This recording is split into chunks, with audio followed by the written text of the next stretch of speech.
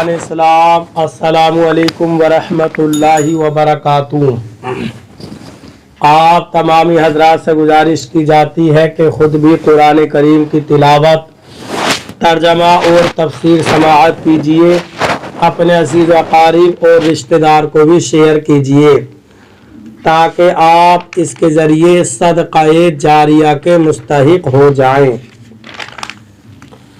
अऊज़ु बिल्लाहि मिनश शैतानिर रजीम।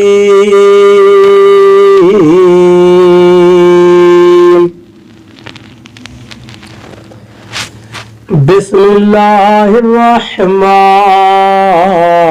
रहीम।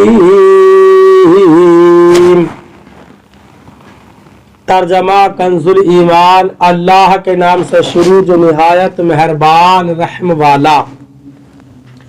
आज हम इंशा अल्लाह ताला सूरह हाक्का के फ़ज़ाइल व मज़ामीन और उसका तारुफ पेश करेंगे। आप तमामी हजरात से गुजारिश की जाती है कि गौर से समाअत कीजिए। सूरह हाक्का मक्का मुकर्रमा में नाजिल हुई है। इस सूरत में 2 रुकू 52 आयतें हैं।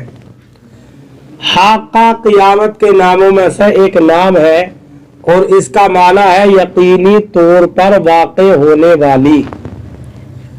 और चूंकि इस सूरत को इसी नाम के सवाल के साथ शुरू किया गया है, इसलिए इसे सूरह हाक्का कहते हैं।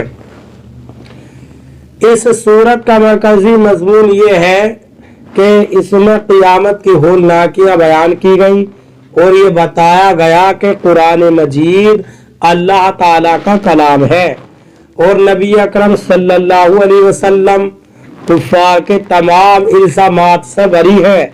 नीज़ इस सूरत में ये मज़ामीन भी बयान किए गए हैं। 1, इस सूरत की इब्तिदा में बताया गया कि क़ियामत का वाक़े होना यकीनी और क़तई है और उसकी दहशत और होलनाकी और शिद्दत का कोई अंदाजा नहीं लगा सकता। 2, कुफ़ार मक्का को नसीहत करने के लिए कौम आद और कौम समूद का दर्दनाक अंजाम बयान किया गया और ये बताया गया कि वो दीगर जराइम के अलावा दिलों को दहलाने वाली क़ियामत को भी झुटलाते थे। नीज़ फिरऔन और इससे पहले उलटने वाली बस्तियों का जिक्र किया गया कि अल्लाह ताला के रसूलों को झुटलाने की वजह से अल्लाह ताला ने उन्हें ज्यादा सख्त गिरफ्त से पकड़ लिया। 3, ये बताया गया कि जो लोग हजरत नूह अलैहिस्सलातु वस्सलाम पर ईमान लाए उन्हें अल्लाह ताला ने कश्ती में सवार करके तूफान के अजाब से बचा लिया और नस्ल इंसानी को बाकी रखा। 4, क़ियामत के चंद होलनाकियां बयान की गई और सआदतमंदों और बदबख्तों का हाल बयान किया गया।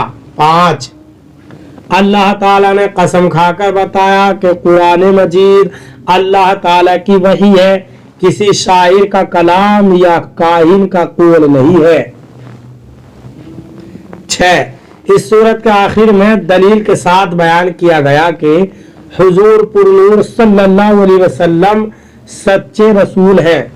सूरह हाक्का की अपने समा क़ब्ल सूरह कलम के साथ एक मुनासिबत यह है कि सूरह कलम में क़ियामत का जिक्र इजमाली तौर पर हुआ और सूरह हाक्का में क़ियामत के बारे में तफसील से बयान किया गया है।